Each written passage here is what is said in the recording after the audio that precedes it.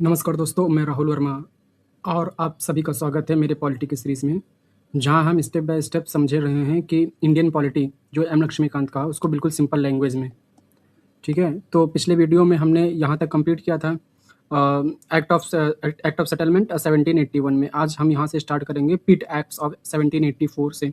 सो मैं आप सभी से रिक्वेस्ट करूँगा कि जो लक्ष्मीकांत का टेक्स्ट बुक है, चाहे वो कोई भी एडिशन हो, उसको आप सिर्फ खोल के सुनते रहिए। मैं आपको स्टेप बाय एकदम बिल्कुल अच्छे से एक्सप्लेन करूँगा। आपका काम है सिर्फ सुनते रहना और देखते रहना कंटेंट को। तो चलिए शुरू करते हैं।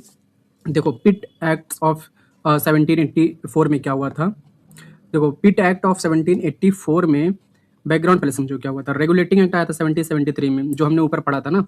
और उसके बाद क्या है, उस इसमें जो कुछ कमियां थी उसको सही करने के लिए आया था अमेंडिंग एक्ट ऑफ 1781 आया था, जिसको एक्ट ऑफ सेटलमेंट भी कहा जाता है। तो ये दो चीज़ें हमने तो पहले तो कवर कर लिया था।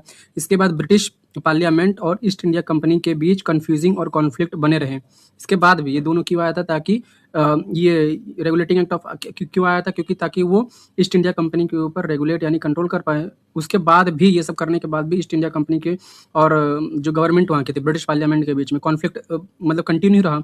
तो क्या-क्या पार्लियामेंट चाहता था कि कंपनी की पॉलिटिकल काम है, गवर्नेंस का, पर ब्रिटिश गवर्नमेंट का ज़्यादा कंट्रोल हो, पर बिज़नेस पे कंपनी का अपना काम खुद करे। तो अब यहाँ पे क्या चाहता था, देखो ये पार्लियामेंट हो गया ना, ये पार्लियामेंट हो गया। पार्लियामेंट अब क्या बोलेगा कि दो काम होता है, एक तो गवर्नेंस का काम होता है, ठीक है? गवर्नेंस का काम होता है, और एक तो क्या हो गया, बिज़नेस वाला काम हो गया। पहले क्या होता था कि ये जो ब्रिटिश कंपनी थी, जो ईस्ट इंडिया कंपनी थी ना, ये बिज़नेस भी सँभालती थी, गवर्नेंस भी सँभालती थी। लेकिन अब वहाँ की जो पार्लियामेंट क्या बोलता है कि देखो भाई, गवर्नेंस वाला काम मुझे दे दो और बिज़नेस वाला काम तुम रखो अपने पास। तो इसकी वजह से ही ये आगे का ये जो पिट्स एक्ट वगैरह-वगैरह आया है। तो आगे हम पढ़ते हैं क्या-क्या हुआ है। तो इसीलिए देखो, प्राइम मिनिस्टर जो विलियम पिट थे, इनका नाम ही था विलियम पिट, के नाम पर पिट एक्ट ऑफ 1784 पड़ा। वहाँ के प्राइम मिनिस्टर थे विलियम पिट, उन्हीं के नाम पे पड़ा पिट एक्ट ऑफ 1784। तो देखो इसके फीचर क्या-क्या हैं, बुक में आप देखते रहिए। देखो पहला पॉइंट क्या कहता है, कंपनी को दो पार्ट में अलग कर दिया गया, एक कमर्शियल और एक पॉलिटिकल। कमर्शियल मतलब वही जो बिजनेस वाला है, ठीक है, और पॉलिटिकल वाली गवर्नेंस वाला, ठीक है। दो पार्ट में इसको अलग कर दिया गया। ये कंपनी हो गया, ठीक है, ये कंपनी हो गया। इस कंपनी के दो पार्ट कर दिए गए, एक गवर्नेंस वाला और एक बिजनेस वाला, कमर्शियल वाला। ये कमर्शियल वाला और ये गवर्नेंस वाला। एक्ट ने कंपनी के फंक्शन को दो पार्ट में डिवाइड कर दिया, एक कमर्शियल यानी व्यापार से रिलेटेड और पॉलिटिकल यानी गवर्नेंस से रिलेटेड, एडमिनिस्ट्रेशन से रिलेटेड। मतलब अब बिजनेस और रूल दोनों अलग अलग तरीके से हैंडल होंगे। सेकंड पॉइंट क्या कहता है, डुअल गवर्नमेंट सिस्टम है, यानी दो सरकारों का सिस्टम। देखो क्या हुआ था, कोर्ट ऑफ डायरेक्टर, कंपनी को ओल्ड गवर्निंग बॉडी था, कोर्ट ऑफ डायरेक्टर। डायरेक्टर से याद रखना, कंपनी में देखो, कंपनी में एक डायरेक्टर होता है ना, तो वैसे कोर्ट ऑफ डायरेक्टर थे, यानी ग्रुप ऑफ डायरेक्टर थे जो कंपनी को चलाते थे। ये कमर्शियल अफेयर, ट्रेड और बिजनेस हैंडल करते थे। तो कंपनी से आपको समझ में आना चाहिए कि कंपनी में डायरेक्टर होता है और डायरेक्टर का ग्रुप होता है, तो उसको कहते हैं कोर्ट ऑफ डायरेक्टर, जो कंपनी को चलाते थे, कमर्शियल अफेयर हैंडल करते थे। और बोर्ड ऑफ कंट्रोल जो था, ये ब्रिटिश गवर्नमेंट ने बनाया। दोनों चीज़ में कन्फ्यूजिंग होगा, क्वेश्चन पूछ लेता है कभी कभी, आपको कन्फ्यूजिंग करेगा दो चीज़। देखो, कोर्ट ऑफ डायरेक्टर, डायरेक्टर का जहाँ मतलब रहेगा, देखो जहाँ भी डायरेक्टर देगा, डायरेक्टर किधर होता है, कंपनी का डायरेक्टर होता है ना, तो कंपनी का डायरेक्टर हो गया। और ये क्या हो गया, board of control. Control government क्या करती है, कंट्रोल करती है, तो ऐसे समझ लो बोर्ड ऑफ कंट्रोल का मतलब होता है ये ब्रिटिश गवर्नमेंट ने बनाया था। ये पॉलिटिकल अफेयर यानी गवर्नेंस, एडमिनिस्ट्रेशन, मिलिट्री और रेवेन्यू हैंडल करता था। इससे डुअल गवर्नमेंट सिस्टम या डुअल गवर्नमेंट सिस्टम स्टैब्लिश हुआ। समझ में आया, यहाँ पे दो चीज़ें आ गई, एक तो क्या बोला गया कि कंपनी को संभालेगा, और एक तो गवर्नेंस या फिर एडमिनिस्ट्रेशन को संभालेगा। इसी पॉइंट में तभी इसी दोनों कहते हैं डुअल गवर्नमेंट सिस्टम। मतलब कंपनी का बिजनेस अलग हो गया, राजनीतिक और गवर्नमेंट का कंट्रोल अलग हो गया, ठीक है। थर्ड पॉइंट क्या कहता है, देखो बोर्ड का कंट्रोल की पावर, बोर्ड ऑफ डायरेक्टर सुना, देखो बोर्ड का कंट्रोल की पावर दी गई कि वो कंपनी की सिविल, मिलिट्री और द रेवेन्यू ऑपरेशन पर सुपरविजन और डायरेक्शन दे सकता है। ये जो बोर्ड ऑफ कंट्रोल है ना, ये बोर्ड ऑफ कंट्रोल, ये बोर्ड ऑफ कंट्रोल का क्या पावर दिया गया कि देखो वो कंपनी के सिविल, मिलिट्री और द रेवेन्यू ऑपरेशन पर सुपरविजन और डायरेक्शन दे सकता है। इसका काम ही यही था कि जो सिविल, मिलिट्री, रेवेन्यू पे काम करना। मतलब इंडिया में कंपनी जो भी पॉलिटिकल डिसीजन लेगी वो ब्रिटिश गवर्नमेंट के ऑर्डर के अंडर ही लेगी। जो पॉलिटिकल डिसीजन था ना, ब्रिटिश गवर्नमेंट जो भी ऑर्डर देगा उसके हिसाब से ही उसको डिसीजन लेना पड़ेगा। फोर्थ पॉइंट याद रखना, दो इंपॉर्टेंट बातें याद रखना। पहली बार कंपनी की टेरिटरीज को ऑफिशियली बोला गया ब्रिटिश पोजिशंस इन इंडिया। जो कंपनी आई थी ना, ईस्ट इंडिया कंपनी जो इंडिया में आई थी, उसको पहली बार बोला गया कि ये ब्रिटिश पोजीशन इन इंडिया है। मतलब ये ब्रिटिश लोगों ने इसको भेजा था इंडिया में। तो ये इनडायरेक्टली ये ब्रिटिश का पोजीशन है इंडिया में, यही यहाँ पे कह रहा है कि ब्रिटिश पोजीशन इन इंडिया है। ये पॉइंट को पहली बार कभी बोला था, पिट्स एक्ट में बोला था, पिट एक्ट में बोला था, पिट्स एक्ट में बोला था, समझे, कि ये ब्रिटिश का पोजीशन है इंडिया में। मतलब अब इंडिया को एक ब्रिटिश कंट्रोल टेरिटरी माना गया। ब्रिटिश गवर्नमेंट को कंपनी और उसके इंडियन एडमिनिस्ट्रेशन पर सुप्रीम कंट्रोल मिल गया, क्योंकि मिलिट्री और रेवेन्यू जिसके हाथ में आ गया वो सुप्रीम हो गया। देखो ये मिलिट्री हो गया, सिविल हो गया, मिलिट्री हो गया, रेवेन्यू हो गया, ये ब्रिटिश गवर्नमेंट को डायरेक्ट मिल गया। तो वही बोला कि ये सुप्रीम कंट्रोल अब इसके हाथ में चला गया। मतलब अब फाइनल अथॉरिटी लंदन में थी, ना कि कलकत्ता में, ये यहाँ पे कह रहा। तो देखो समरी देखो, समझते हैं पॉइंट डिस्क्रिप्शन देखो। पिट एक्ट ऑफ 1784 में आया, नेम था ब्रिटिश विलियम पिट एक्ट के नाम पे आया था। पर्पस क्या था? कंपनी और गवर्नमेंट के बीच का कंट्रोल डिवाइड कर देना। ये कंपनी हो गया, ये ब्रिटिश गवर्नमेंट हो गया। ब्रिटिश गवर्नमेंट क्या करेगी? एडमिनिस्ट्रेशन संभालेगी, रेवेन्यू संभालेगी, इसका काम है सिर्फ बिजनेस संभालना। इसको कौन हैंडल करता था? Court of director. क्या कहता था? Court of director. इसको बोर्ड ऑफ कंट्रोल, याद रखना, बोर्ड ऑफ कंट्रोल। और इसको कोर्ट ऑफ डायरेक्टर, बिजनेस से रिलेटेड डायरेक्टर होता, तो वैसे याद रख करना। Main feature dual government system था यहाँ पे। मेन फीचर ये कि यहाँ पे डुअल गवर्नमेंट सिस्टम हो गया। क्यों? देखो ना, डुअल गवर्नमेंट सिस्टम, ये कमर्शियल पेपर देखेगी और ये तो बिजनेस, ये तो मतलब कि गवर्नेंस वगैरह देखेगी। तो देखो यहाँ पे कोर्ट ऑफ डायरेक्टर है, तो ये कमर्शियल अफेयर हैंडल करेगा। और बोर्ड ऑफ कंट्रोल क्या करेगा? हैंडल पॉलिटिकल या government affair. Importance, British government ने इंडिया में अफेयर पे फाइनल कंट्रोल ले लिया। पीट एक्ट तो 1784 में फाइनल कंट्रोल ले लिया था वहाँ की गवर्नमेंट। तो इन शॉर्ट में समझो, पिट एक्ट ऑफ 1784 में पहली बार कंपनी और ब्रिटिश गवर्नमेंट ने रोल क्लियर किया कि भाई देखो तुम्हारा, देखो ये कंपनी का रोल ये है, ब्रिटिश गवर्नमेंट का रोल ये, एकदम क्लियर कर लिया। और ब्रिटिश और इंडिया पर ब्रिटिश गवर्नमेंट का डायरेक्ट कंट्रोल इस्टेब्लिश हो गया। ये था 1784 पिट्स एक्ट, जिसको विलियम पिट्स के नाम पे वहाँ के पीएम के नाम पर पड़ा था। ठीक है, अब हम पढ़ते हैं एक्ट ऑफ 1786 बुक में, इसको देखिए खोल के। ठीक है, एक्ट ऑफ 1786 में क्या कहा गया, बैकग्राउंड के समझते हैं। लॉर्ड कॉर्नवेल्स को 1786 में गवर्नर जनरल ऑफ बंगाल बनाया गया। पहला गवर्नर जनरल ऑफ बंगाल कौन था? Lord Warren Hasting.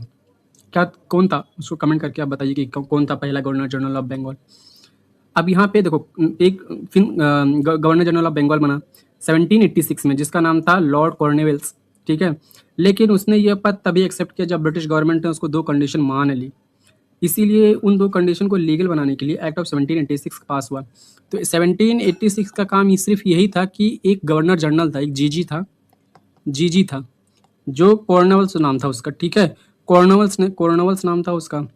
वो बोला कि मैं जीजी का पद जो है तभी लूंगा जब मेरे दो कंडीशन को फुलफिल होगा, दो कंडीशन को मेरे फुलफिल होगा। बस सिर्फ यही हुआ था एक्ट ऑफ 1786 में। ये दो कंडीशन क्या थी, पहले ध्यान से सुनो।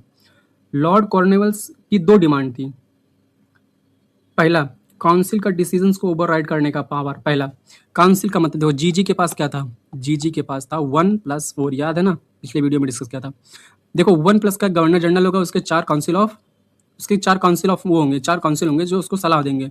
तो टोटल 5 लोग, और 5 का जो मेजोरिटी बनता था ना, डिसीजन तभी लिया जाता था। मतलब 5 का मतलब 3 जो भी बोलेगा, मतलब 5 लोग में से 3 लोग जो भी बोलेंगे, डिसीजन फाइनल हो जाएगा। लेकिन कॉर्नवेल्स ने क्या बोला 1786 में, कि मुझे इन 4 लोगों से मतलब नहीं है। अगर मैं को लगा कि डिसीजन ऐसा ही होना चाहिए तो मैं इन चारों को ओवरराइड कर सकता हूँ। यानी जो ठीक है, डिसीजन हम मिलकर बनाएंगे, लेकिन अगर मेरा मन करेगा तो मैं इन चारों को ओवरराइड कर दूंगा। यही यहाँ पे फर्स्ट पॉइंट में कहा गया। इसकी दो डिमांड थी, दोनों में से एक डिमांड ये थी कि काउंसिल का डिसीजन को ओवरराइड करने का पावर मुझे होना चाहिए। उसने कहा मुझे ऐसा पावर चाहिए जिससे मैं अपनी काउंसिल के डिसीजन को रिजेक्ट कर सकूं अगर मुझे लगे वो गलत है। मतलब ये सुप्रीम पावर पाने की कोशिश कर रहा था। पहले गवर्नर जनरल अपनी काउंसिल के डिसीजंस को बधा होता था, बोला ना 1+4, तो यहाँ की जो मेजोरिटी क्या होती थी 3, तो 3 लोग जो बोलते थे वही होता था। लेकिन इस एक्ट के बाद गवर्नर जनरल स्पेशल केस में काउंसिल के डिसीजंस को ओवर रूल कर सकता था। स्पेशल केसेस में कभी कभी होता था, हरदम नहीं होता था, लेकिन जब चाहे जब कर सकता था वो। स्पेशल केसेस में काउंसिल के डिसीजंस को ओवर रूल कर सकता था। इससे उसका एग्जीक्यूटिव पावर और अथॉरिटी बढ़ गई, क्योंकि भाई अब अकेला जो चाहे वो डिसीजन ले सकता था। सेकेंड पॉइंट क्या हुआ, कमांडर इन चीफ का पोस्ट उसके पास हो गया। देखो उसने कहा कि मुझे गवर्नर जनरल के साथ साथ कमांडर इन चीफ यानी फौज का हेड भी बनाया गया। मतलब ये देखो आर्मी है, ठीक है, अब ये आर्मी का भी हेड हो गया। यही इसकी 2 पॉइंट थी। मतलब उसके पास सिविल और मिलिट्री पावर दोनों आ गए। इससे गवर्नेंस में यूनिटी ऑफ कमांड आई। एक ही व्यक्ति दोनों काम देखता था, गवर्नेंस में यूनिटी। क्योंकि अब देखो ये पहले नंबर ना, देखो अगर यहाँ पे काउंसिल के डिसीजंस को ओवरराइड कर रहा था, इसका मतलब ये एग्जीक्यूटिव का काम कर रहा था। और यहाँ पे तब ये मिलिट्री का काम बोला ना, ये कमांडर इन चीफ बन गया, तो यहाँ पे ये मिलिट्री का भी हेड बन गया। तो ये दोनों काम एक ही व्यक्ति कर रहा था, इसीलिए ये पॉइंट में कहा गया इससे गवर्नेंस का यूनिटी ऑफ कमांड आ गई। ठीक है, तो पॉइंट ये था कि ईयर 1786 में गवर्नर जनरल लॉर्ड कॉर्नवेल्स ने दो डिमांड मांगा। ताकि फिर जाके वो बंगाल का जीजी बनेगा। इसके 2 डिमांड क्या थे, कंडीशन 1 क्या था, काउंसिल के डिसीजंस को ओवरराइड करना, और कंडीशन 2 था गवर्नर जनरल भी कमांड इन चीफ होगा, गवर्नर जनरल भी कमांड इन चीफ भी होगा। इंपॉर्टेंट, गवर्नर जनरल की अथॉरिटी और कंट्रोल बढ़ा, इंक्रीज हुआ।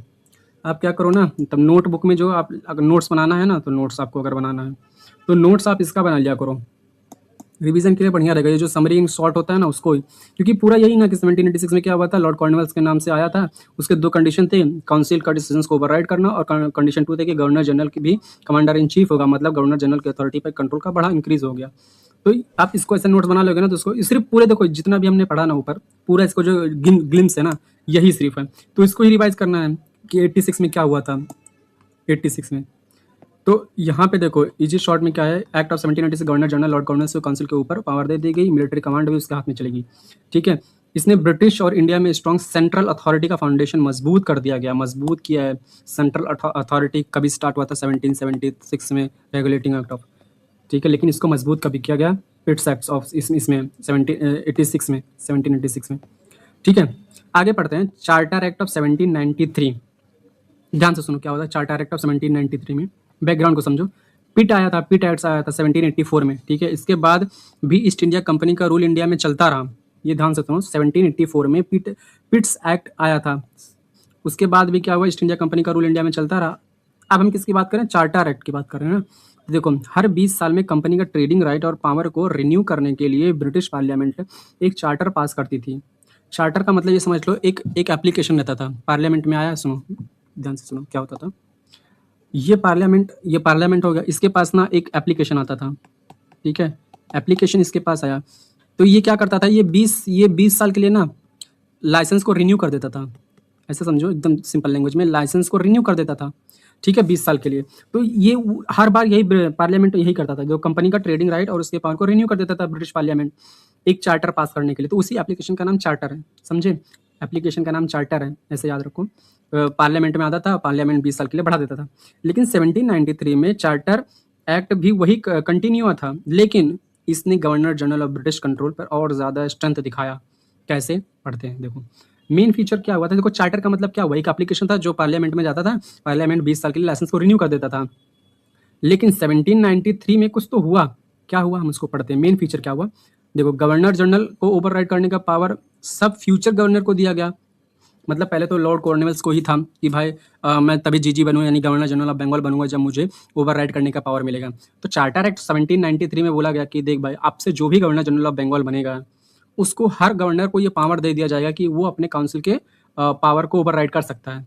तो लॉर्ड कॉर्नवालिस के पास जो काउंसिल के डिसीजंस को ओवरराइड करने का स्पेशल पावर था एक्ट ऑफ 1786 में, अब ये हर फ्यूचर गवर्नर जनरल और गवर्नर्स ऑफ प्रेसिडेंसी को भी मिल गया। यहाँ पे सिर्फ गवर्नर जनरल ही नहीं, गवर्नर जनरल जो गवर्नर ऑफ प्रेसिडेंसी था ना, उसको भी देखो, गवर्नर जनरल ये देखो, ये बंगाल में था, उसके बाद ये मद्रास हो गया, ठीक है, ये बॉम्बे हो गया। तो यहाँ पे जो थे ना, वो गवर्नर होते थे कंट्रोल करने के लिए। जैसे ये बॉम्बे हो गया, तो बॉम्बे को हेड कौन करेगा, गवर्नर करेगा।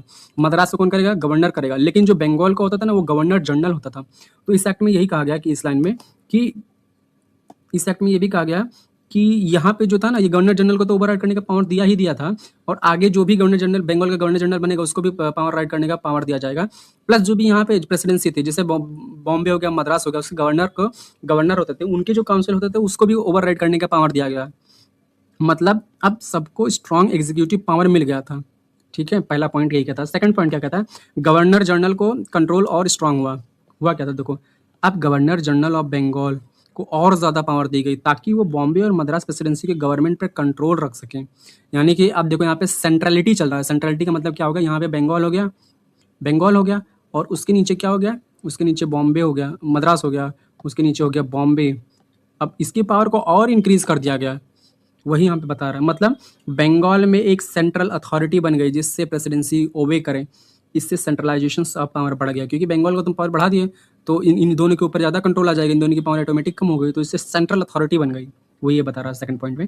थर्ड पॉइंट क्या बता रहा है, कंपनी को ट्रेड मोनोपोली 20 साल के लिए एक्सटेंड कर दिया गया, क्योंकि चार्टर था ना। चार्टर क्या करता था, चार्टर एक एप्लीकेशन होता था, ये एप्लीकेशन जाता था पार्लियामेंट में, पार्लियामेंट इसको 20 साल के लिए एक्सटेंड करता था। तो यहाँ पे भी वही है कि 20 साल के लिए एक्सटेंड कर दिया गया।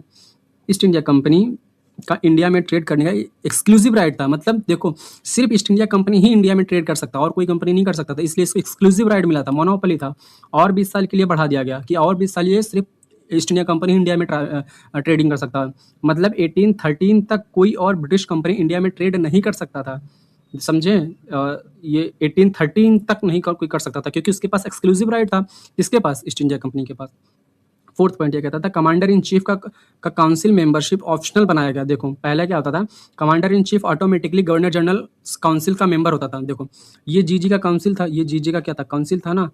तो अब एक ही आदमी था, जीजी भी था, एक ही आदमी जीजी भी था, और ये आर्मी का कमांडर भी था, आर्मी का कमांडर भी था। तो ये जो जीजी काउंसिल होता था ना, ये आर्मी का जो कमांडर था ना, उसमें ऑटोमेटिक मेंबर बन जाता था। इसमें ये बोला कि पहले commander in chief automatically governor general council के मेंबर होता था। अब बोला गया वो तभी काउंसिल में होगा जब ऑफिशियली अपॉइंट किया जाएगा। मतलब काउंसिल का स्ट्रक्चर फ्लेक्सिबल हो गया। यही जो काउंसिल होते थे ना, देखो सिंपल लैंग्वेज में देखो, ये जीजी था, ठीक है। अब जीजी के पास दोनों पावर था, जीजी के पास दोनों पावर था। देखो एक कमांडर इन चीफ था, वो क्या था? वो कमांडर इन चीफ था, ये कमांडर इन चीफ हो गया। और वो क्या था कि ये था, जीजी भी था।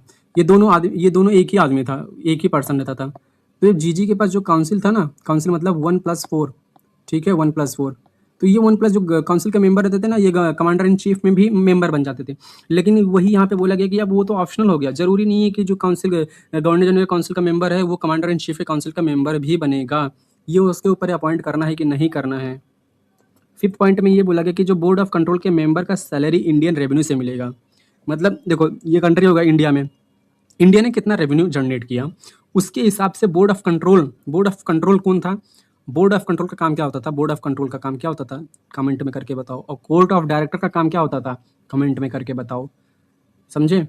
अब से बोर्ड ऑफ कंट्रोल के मेंबर और उनके स्टाफ का पेमेंट इंडिया के रेवेन्यू यानी इंडियन पैसे से होगा। ये तुम लोग कमेंट करके बताओ कि बोर्ड ऑफ कंट्रोल और कोर्ट ऑफ डायरेक्टर का काम क्या होता था, दोनों में डिफरेंस क्या है? मतलब इंडियन मनी से ब्रिटिश ऑफिशियल्स का खर्चा उठाया जाने लगा। ये बाद में इंडियन एक्सप्लॉयटेशन का सिंबल बना।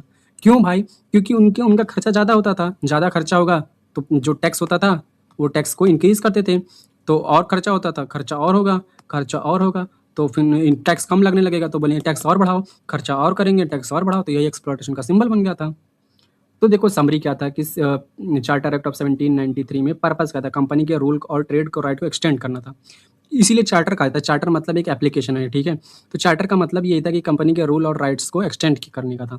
लेकिन इसके 5 पॉइंट ये था कि देखो पहला फीचर ये था, गवर्नर जनरल को ओवरराइड करने के पावर सबको मिल गया। मतलब फ्यूचर में जितने भी लोग आएंगे सबको वो राइट मिल गया। फीचर 2 था कि बंगाल का कंट्रोल बॉम्बे और प्रेसिडेंसी पर स्ट्रांग हो गया। अब देखो ये यहाँ पे मतलब उसके सबऑर्डिनेशन बना दिया गया। ये बंगाल हो गया, ये बंगाल हो गया, ये बॉम्बे हो गया, ये बॉम्बे हो गया, और ये मद्रास हो गया। तो ये बंगाल के नीचे सबऑर्डिनेशन यानी स्ट्रांग कर दिया गया कि बंगाल ही सबसे सुप्रीम माना जाएगा। फीचर 3 क्या था? ट्रेड मोनोपोली 20 साल के लिए एक्सटेंड कर दिया गया। फोर्थ पॉइंट क्या था? कमांडर इन चीफ का काउंसिल मेंबरशिप ऑप्शनल होगा। कमांडर इन चीफ का काउंसिल का जो मेंबर थे वो ऑप्शनल होगा। अगर कमांडर इन चीफ चाहे तो ही अपॉइंट करे, अदरवाइज काउंसिल को ना अपॉइंट करे। ये एक पॉइंट ये कहता है।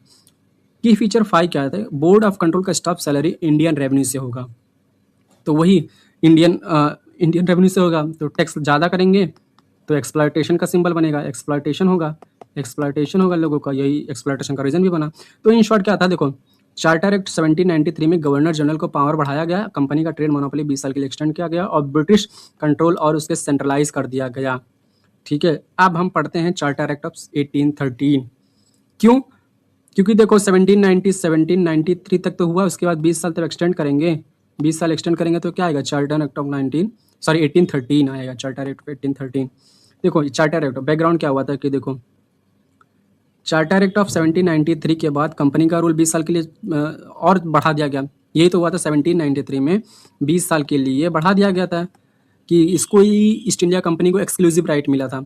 तो ये 20 साल बढ़ाने का मतलब कि 1813 तक। अब 1813 में भी एप्लीकेशन गया पार्लियामेंट के पास, ये एप्लीकेशन था, ये एप्लीकेशन गया पार्लियामेंट के पास।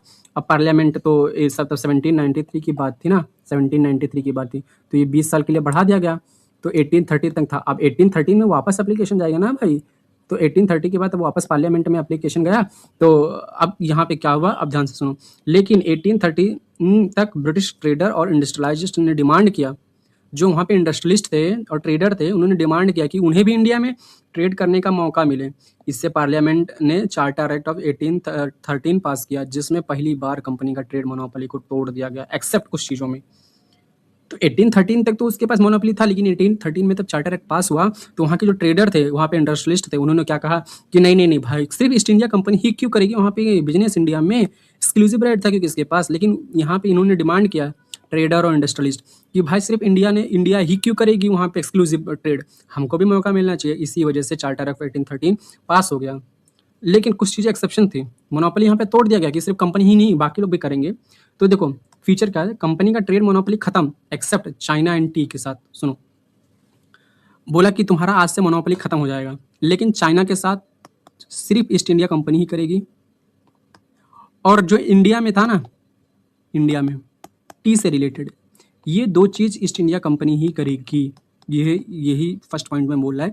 चाइना के साथ मोनोपोली रहेगी, चाइना के साथ सिर्फ ईस्ट इंडिया कंपनी ही ट्रेड करेगी। और इंडिया में जो टी के साथ रहेगा, जो टी से मतलब टी से रिलेटेड जितने भी ट्रेड होगा वो सिर्फ ईस्ट इंडिया कंपनी करेगा। बाकी जितना भी चीज़ इंडिया में करेगा वो कोई भी कर सकता है, जो भी बिजनेसमैन या इंडस्ट्रियलिस्ट थे। लेकिन इंडिया में अगर यहाँ पे टी की बात आई, वो सिर्फ ईस्ट इंडिया कंपनी ही करेगी। पहली बार कंपनी का इंडिया में ट्रेड करने का एक्सक्लूसिव राइट यानी मोनोपोली अबॉलिश कर दिया गया। मतलब अब ब्रिटिश प्राइवेट जो मर्चेंट थे, व्यापारी भी इंडिया में बिजनेस कर सकते थे, लेकिन कंपनी का मोनोपोली टी ट्रेड और चाइना के ट्रेड से अभी भी बना रहा है। बोला ना, ये चाइना में जितना भी ट्रेड होगा वो ईस्ट इंडिया कंपनी करेगी, और इंडिया में जितना भी ट्रेड होगा रिलेटेड टू टी वो सिर्फ ईस्ट इंडिया कंपनी करेगी। बाकी लोग तो प्राइवेट मेंबर भी कर सकते हैं। इससे इंडियन मार्केट में ब्रिटिश कंपटीशन और इंटरफेरेंस बढ़ गया। क्यों? प्राइवेट लोग आएंगे, प्राइवेट लोग आया, ये 2 आया, 3 आया, 4 लोग आया, 5 लोग आया, 6 लोग आया, तो देखो ये तो बढ़ते हैं ना, कंपटीशन तो बढ़ती है, तो एक तो प्रोडक्ट का वैरायटी बढ़ जाता है, ऊपर से प्रोडक्ट प्राइस घट जाता है। क्यों पता है? क्योंकि ज़्यादा लोग कंपटीशन में मार्केट में आ गए ना। पहले तो सिर्फ एक ही लोग था और जो ये प्राइस देता था सबको वही मान लेना पड़ता था। अब तो बहुत सारे लोग बोलेंगे ये प्रोडक्ट हो गया, ये एक कंपनी आया बोलेगा ये मैं 10 रुपये में बना के दूंगा, दूसरा कंपनी बोलेगा नहीं यार मैं 8 ही रुपये में दूंगा, तीसरा कंपनी बोलेगा कि ये चीज़ को मैं मतलब 7 रुपये में बना दूंगा। तो ऐसे ऐसे कंपटीशन बढ़ जाता था। पहले तो भाई एक ही सिंगल सिर्फ मोनोपोली था ना, वो जितना बोल दिया वही होता था। यही यहाँ पे बोल रहा है। सेकंड पॉइंट ये, तो ब्रिटिश क्राउन का सॉवरेनिटी डिक्लेयर किया गया। एक्ट ने क्लियर बोला कि कंपनी इंडिया में ब्रिटिश क्राउन के बिहाफ पे रूल कर रही है। मतलब अब इंडिया का टेरिटरी ऑफिशियली ब्रिटिश क्राउन ने प्रॉपर्टी मानी गई। देखो जो कंपनी थी ना, ईस्ट इंडिया कंपनी जो थी इंडिया में, वो एक्चुअल में यहाँ पे जो ब्रिटिश क्राउन था ना, ब्रिटिश क्राउन था, ये ब्रिटिश जो क्राउन था ना, ये इंडिया में बताया कि देख भाई मेरा ये सॉवरेनिटी है, मतलब ये मेरा सॉवरेनिटी है। ईस्ट इंडिया कंपनी तो सिर्फ को मैं भेजा था वहाँ पे, लेकिन एक्चुअल में इसके पीछे तो मैं ही था ना, तो एक्चुअल में मैं इंडिया में कब्जा करूंगा। ब्रिटिश क्राउन का सॉवरेनिटी डिक्लेयर किया गया कि मैं सॉवरेन हूँ इंडिया में। वो यहाँ पे बोला कि ब्रिटिश क्राउन की प्रॉपर्टी मानी गई। मतलब ये इंडिया जो है ना, ये ब्रिटिश क्राउन की प्रॉपर्टी है, ये ईस्ट इंडिया कंपनी का नहीं। वो तो सिर्फ कुछ ग्रुप ऑफ पीपल को भेज दिया गया था कि जाओ तुम काम करो, एक्चुअल में तो ब्रिटिश का ही प्रॉपर्टी है। इससे ब्रिटिश रूल लीगल बेस पर मजबूत हुआ। थर्ड पॉइंट क्या है? क्रिश्चियन मिशनरीज को इंडिया में आने के परमिशन। एक्ट ने क्रिश्चियन मिशनरीज को इंडिया में आने का और लोगों को एनलाइट करने का यानी रिलीजियस और मॉरल टीचिंग देने का ऑफिशियल परमिशन दी। थर्ड पॉइंट ये कहता है क्रिश्चियन लोगों को बोला गया कि तुम जाओ इंडिया में जाओ, ये देखो इंडिया है और यहाँ क्रिश्चियन लोग हैं, तो ये इंडिया में तुम लोग जाओ, वहाँ पे सिर्फ गंवार लोग भरे हैं। ऐसा ब्रिटिश लोग सोचते थे ना, लेकिन जो भी है ब्रिटिश लोग ने बोला कि जाओ इंडिया को तुम एनलाइट करो, ये करो वो करो। तो क्रिश्चियन मिशनरीज बोले कि ठीक है चलो अब जाते हैं इंडिया में करते हैं। लेकिन उनका पर्पस था यहाँ पे लोगों को मतलब जो गरीब लोग थे उनको कन्वर्ट करना था, उनका मेन पर्पस था एनलाइट करने के नाम पे। समझे? ये पहली बार वो जब पार्लियामेंट ने रिलीजियस प्रोपोगेशन को लीगल सेंक्शन बना दिया गया। कभी बना? 1813। याद रखना कि क्रिश्चियन मिशनरीज को इंडिया में कब भेजा गया है? चार्टर एक्ट ऑफ 1813 को। इससे लेटर कल्चर और रिलीजियस इम्पैक्ट हुआ, इंडियन सोसाइटी में डिबेट शुरू हो गई। क्यों? क्योंकि ये जो क्रिश्चियन थी ना, वो इंडियन कल्चर में इंटरफेयर करती थी, कन्वर्ट करती थी लोगों को धोखा देके या फिर लालच देके। तो इसीलिए यहाँ पे जो कल्चर और रिलीजियस पे इम्पैक्ट भी पड़ा उसका, इसलिए उसमें डिबेट एंड झगड़ा शुरू हुआ। आगे देखते हैं क्या क्या हुआ। देखो फोर्थ पॉइंट क्या कहता है? वेस्टर्न एजुकेशन का स्प्रेड पर फोकस हुआ। क्योंकि क्रिश्चियन मिशनरीज लोग थे ना, इनको बोला गया कि देखो इंडिया में इंग्लिश एजुकेशन दो, क्योंकि ब्रिटिश लोगों को प्रॉब्लम होता था हिंदी से रिलेटेड। तो बोला कि सबको इंग्लिश पहले सिखा दो ताकि मेरा काम अपना काम बन जाए। तो इसीलिए बोला गया वेस्टर्न एजुकेशन का स्प्रेड फोकस किया गया। एक्ट ने कहा कि देखो ब्रिटिश टेरिटरी में वेस्टर्न एजुकेशन यानी modern English style education promote किया जाए। काम कौन करता था? मिशनरीज का ये काम था, ये मिशनरीज का काम था। मिशनरीज कभी आए थे? 1813 में इंडिया में आए थे। ध्यान से याद करते जाइए, बोलते जाइए 1813 में आए थे। इसके लिए पहली बार 1 लाख रुपया पर ईयर का फंड सेंक्शन हुआ एजुकेशन के लिए। यही सीड बनी थी लेटर मैकॉले एजुकेशन पॉलिसी 1835 में। अभी तक ये क्या चला है 1813 में मिशनरीज को बोला गया कि भाई इंडिया में जाओ, वहाँ पे वेस्टर्न एजुकेशन दो। वेस्टर्न एजुकेशन मतलब इंग्लिश पढ़ाओ उन लोगों को, ताकि अपना काम सही से हो सके। जो भी हिंदी में ट्रांसलेशन वगैरह प्रॉब्लम होती थी ना, तो अगर वहाँ पे इंडियन एजुकेशन पढ़े लिखे लेंगे इंग्लिश में तो अपना काम आसानी होगा। इसीलिए उन्होंने 1 लाख का फंड भी दे दिया। बाद में एक मैकॉले एजुकेशन पॉलिसी बनाई गई 1835 में, लेकिन उसकी शुरुआत तो कभी हुआ था 1813 में। मैकॉले कभी बना था 35 में। फिफ्थ पॉइंट ये कहता है लोकल गवर्नमेंट को टैक्स लगाने की पावर।